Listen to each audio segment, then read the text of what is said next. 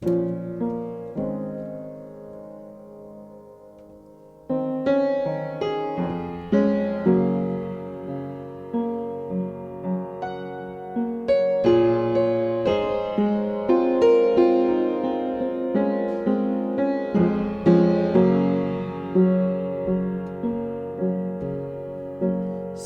on this journey I get lost in my mistakes.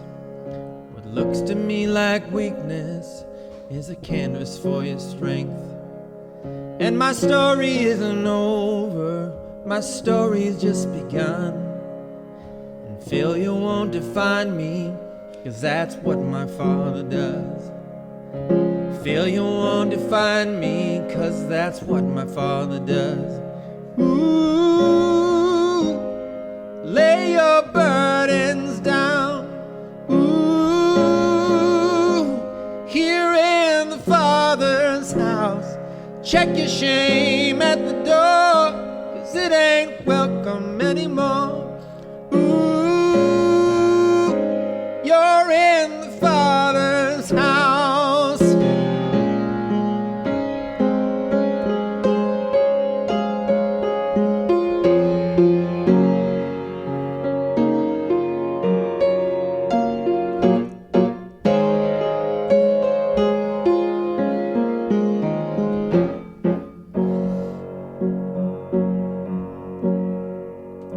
Arrival's not the end game, the journey's where you are. You never wanted perfect, you just wanted my heart. And the story isn't over if the story isn't good. And failure's never final when the Father's in the room. And failure's never final when the Father's in the room. Ooh, lay your burdens down. Ooh, here in the Father's house. Check your shame at the door, 'cause it ain't welcome anymore. Ooh, you're in the Father's house. Yeah, you're in the Father's house.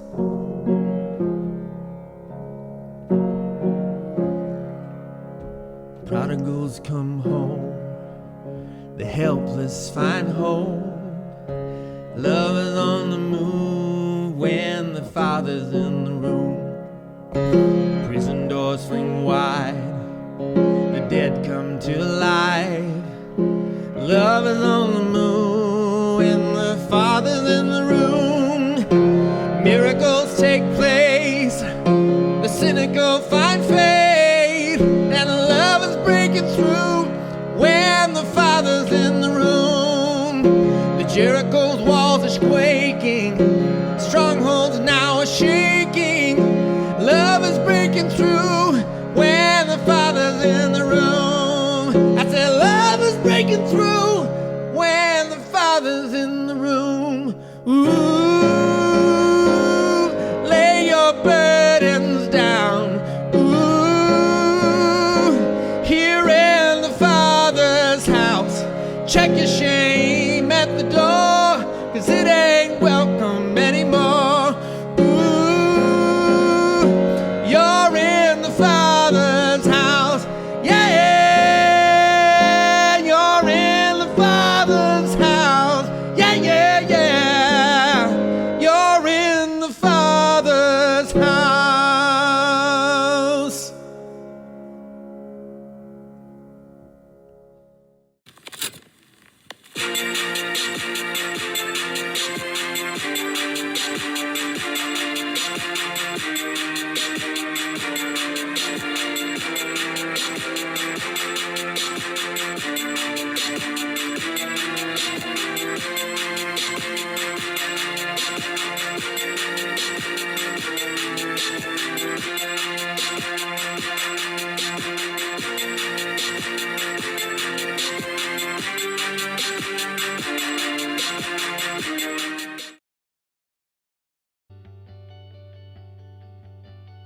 Good morning, and thank you for joining our virtual service this morning. You may or may not know, but each region in our church is now open for in-person worship as well.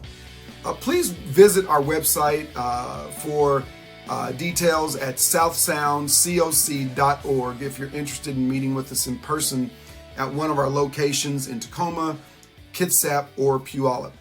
We look forward to seeing you in person.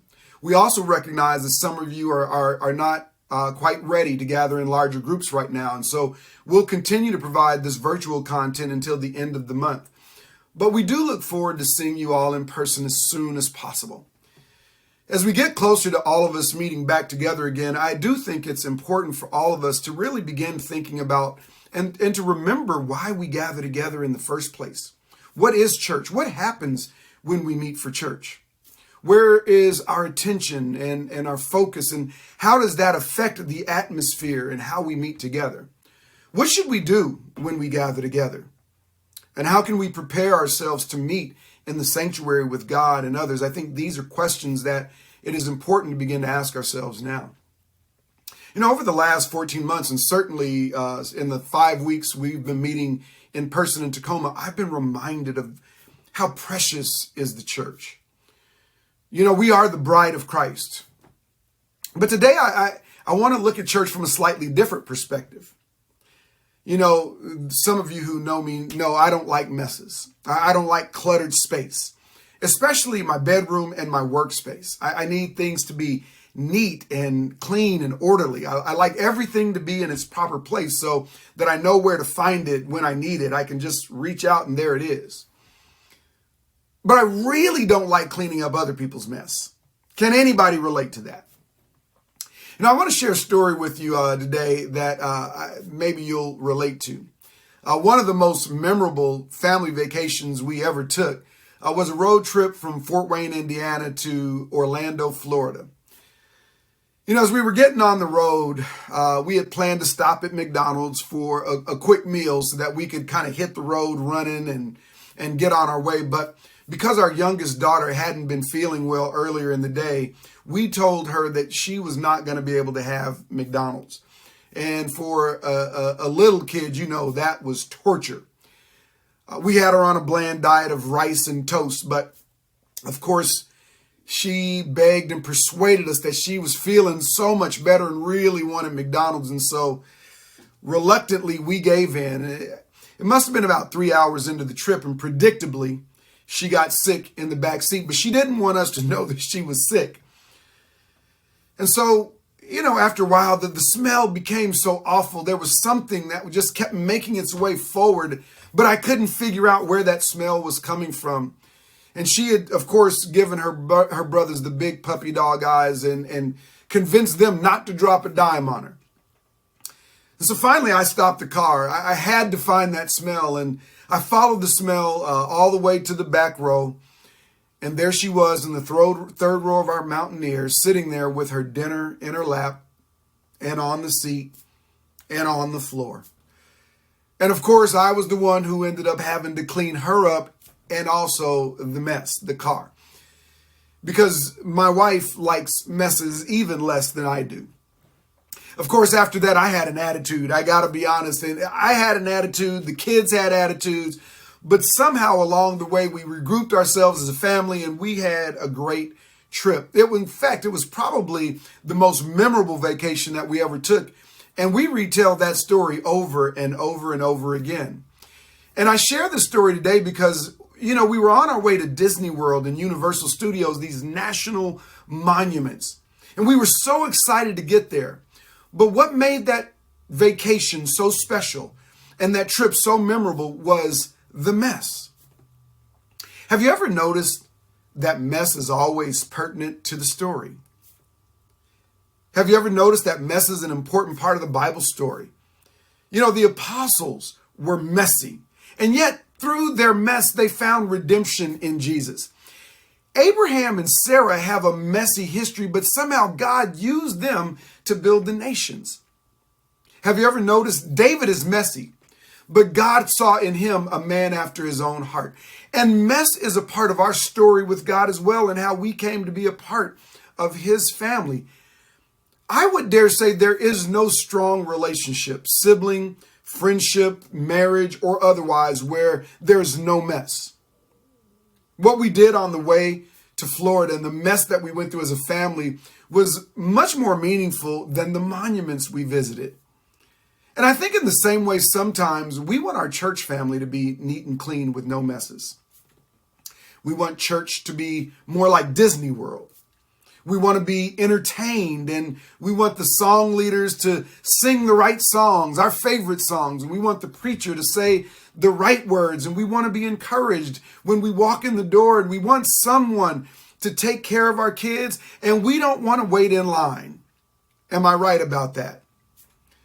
But we don't often want everything that happens between leaving the house and arriving at our destination. And yet that is the best part of the journey.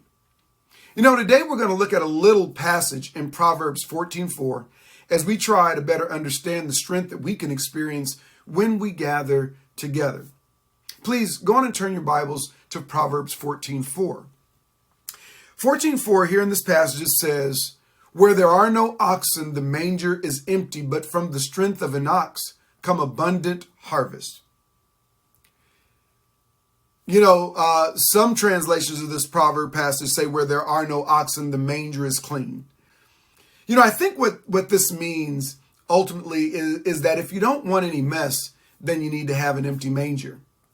In fact, it's the only way that you can have a manger with no mess. As you can imagine, having a bunch of oxen together in a manger is going to be a hot, funky mess. And I think what God is saying to us in this passage today is that churches should be more like mangers than monuments. And I know that this is an idea that's difficult to embrace because most of us don't like messy. And church-like mangers are messy, and I don't like a messy church. I want things to be orderly and clean, but the truth is when you get a bunch of people together, it can be a messy business.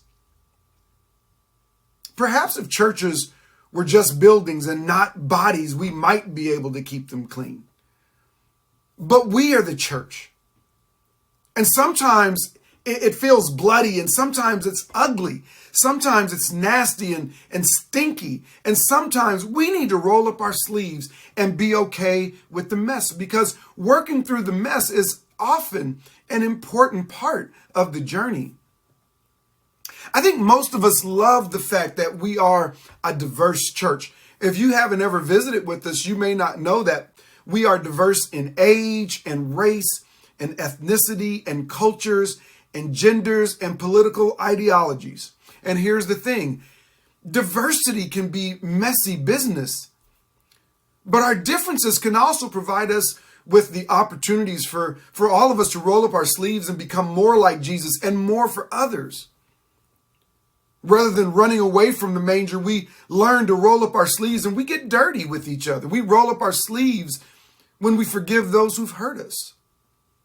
And we roll up our sleeves when we make room in our hearts to mourn with those who are mourning, even when we don't understand it. We roll up our sleeves when we carry the burdens of others that are not our own.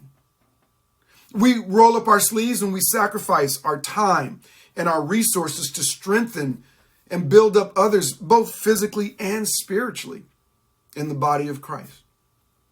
We roll up our sleeves when we make space to practice healthy rhythms of spirituality in our lives. You know, you roll up your sleeves when you share your strengths and your gifts to strengthen and build up the body of Christ. And these are just a few examples of what rolling up your sleeves might look like. You know, in the Bible, we know that the Pharisees had an emphasis on outward appearances. They focused on the washing of hands and feet and the cleanliness of utensils. The Pharisees, of course, did not like things messy. But in contrast, Jesus touches the unclean on the Sabbath. Jesus ate with the sinners and tax collectors and prostitutes. You see, the church that Jesus died for isn't a monument, it's a mess. And back again in Proverbs 14:4, it says, "Where there are no oxen, the manger is empty, but from the strength of an ox come abundant harvest." You see, I think the beauty that Proverbs 14:4 captures is that the same bunch of messy oxen can bring about an incredible harvest. The only way to keep the manger clean is to keep it empty. But with the mess also comes the harvest. A church that doesn't gather together may be a clean church, but it can't be a fruitful church. And the reality is that even though we are all capable of making a mess, each of us also brings something incredible as well to strengthen the church as well. We all bring gifts to strengthen the body. And Jesus has chosen to use each of us, each of you, to build his church so that he might have an abundant harvest through us. I don't imagine a harvest to be the way that we might traditionally think of harvest all the time, as in the winning of souls or being a fruitful church, although I'm sure that that is a part of it.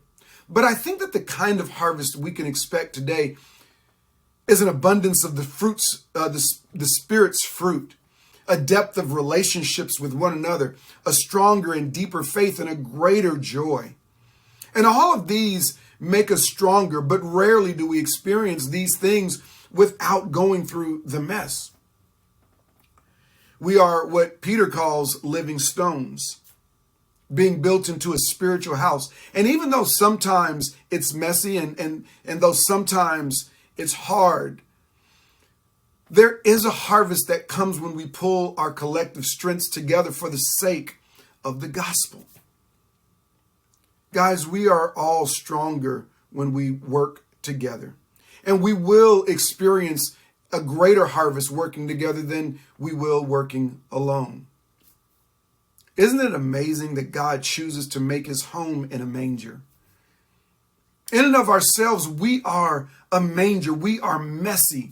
But when Christ makes his home in our hearts, we become a temple, a dwelling place for God. And that's why we're the meeting places between God and people.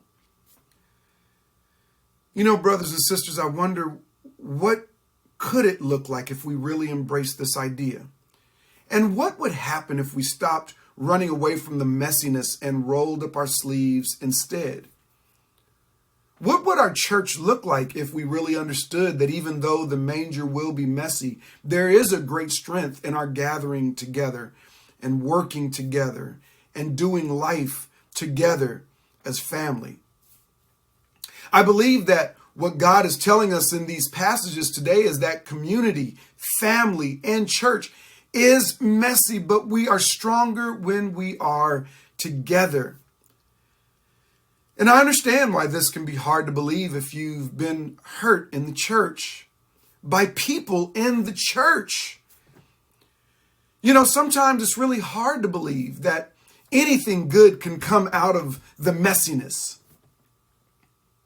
Did you see the things she posted on Facebook? Did you hear what he said to me? Did you hear how he talked to me? You know, sometimes I feel like I've been treated unfairly. I feel hurt. I feel disrespected.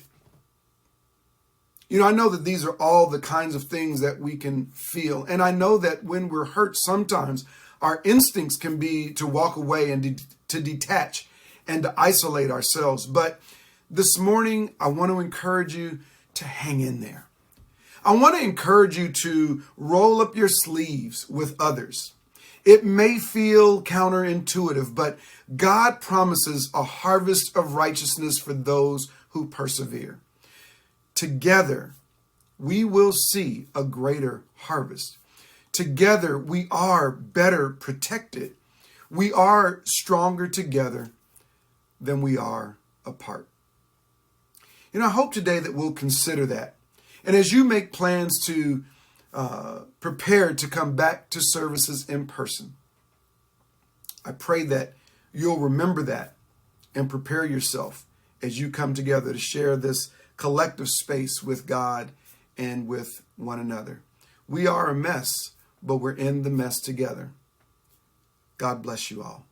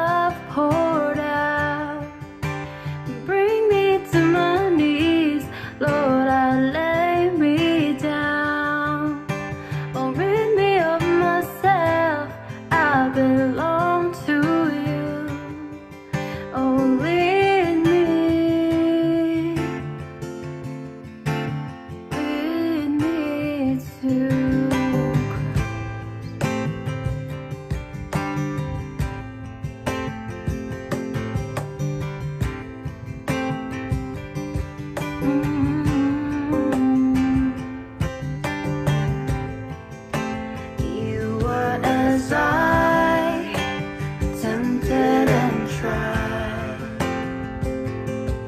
human. The Word became flesh, bore my sin and death.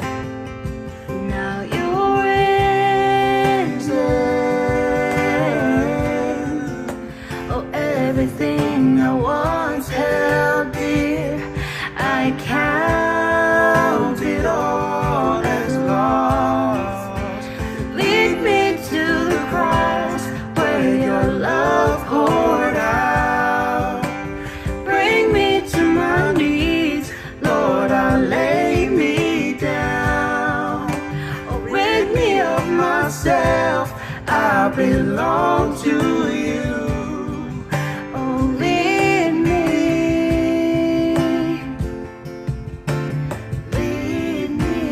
to the cross.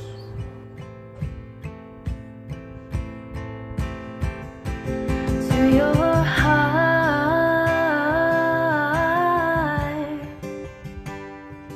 to your heart, lead me to your heart, lead me to your heart, lead me to the cross where your love poured out. Oh, bring me to my knees, Lord, I lay me down. Oh, rid me of myself, I belong to you. Oh, lead me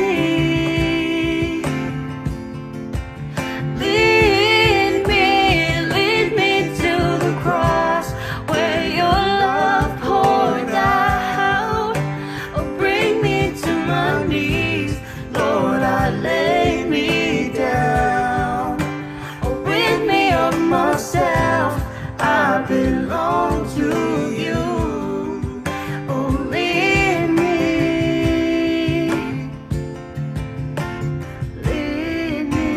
to the cross.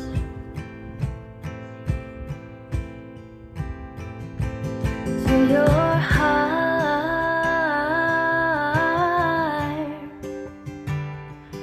to your heart,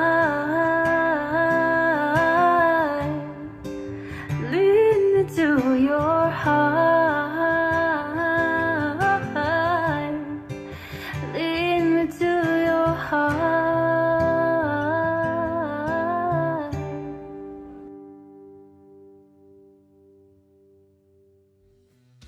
Thanks for joining us today. We hope it's something that has been helpful in preparing you spiritually for the week to come.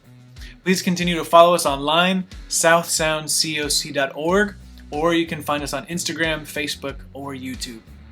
We're always here to serve you. If you need to talk to our staff or elders for any reason, please find us online at the Contact Us page or the Next Steps page. We'd be happy to help as much as we can. For any of our members or people who want to contribute financially, you can go to our website and click on the Give button. That will take you to the Tithely app so we can continue to be faithful in our giving. For all of the kids out there, we're creating new content and posting it to our virtual Kids Corner. So please tune in, especially on Sundays, to see what we have for the kids. Until next week, stay safe and keep the faith.